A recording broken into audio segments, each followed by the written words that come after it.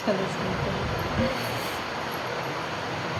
Hello दोस्तों, नमस्ते, प्रणाम, राधे राधे, जय सिया राम। दोस्तों, आप लोग के बीच में बहुत ही प्यारा नाची पर का गीत लेकर आई हूँ। कैसा लगेगा कमेंट करके ज़रूर बताइए। सास और बहू का लोग जो गीत है दोस्तों, फुल वॉच करके सुनिए। बहुत ही प्यारा गीत है और अपना ढेर सारा प्यार दुलार आशीर्वाद दीजिए दोस्तों। कोठवा पर से ननदी नाचे कजरा लगाई के, कोठवा पर से ननदी नाचे कजरा लगाई के, कजरा लगाई के, कजरा लगाई के, कोठवा पर से ननदी नाचे कजरा लगाई के।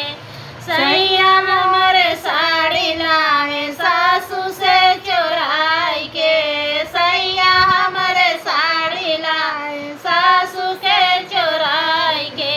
हम पहने तू देख सासू चश्मा लगाई के, हम पहने तू देख सासू चश्मा लगाई के, चश्मा लगाई के, हो चश्मा लगाई के।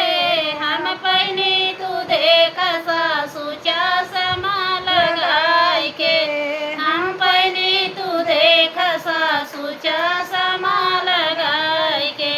कोठवा पर से ननदी नाचे कजरा लगाई के, कोठवा पर से ननदी नाचे कजरा लगाई के।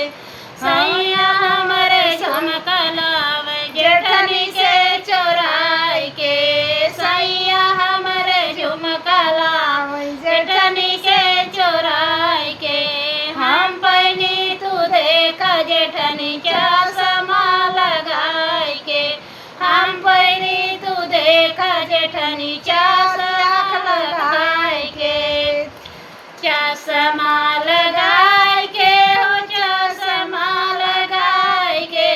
हम पहनी तू देखा जेठनी चश्मा लगाई के। कोठवा पर से ननदी नाचे कजरा लगाई के, कोठवा पर से ननदी नाचे कजरा लगाई के, कजरा लगाई के, हो कजरा लगाई के। कोठवा पर से ननदी नाचे कजरा लगाई के। सैया हमरे पायल लाए देवरन से चोराई के, सैया हमरे पायल लाए छोटी से चोराई के। हम पहनी तू देखा छोटी चश्मा लगाई के, हम पहनी तू देखा छोटी चश्मा लगाई के, चश्मा लगाई के, हो चश्मा लगाई के। हम पहनी तू देखा छोटी चश्मा लगाई के।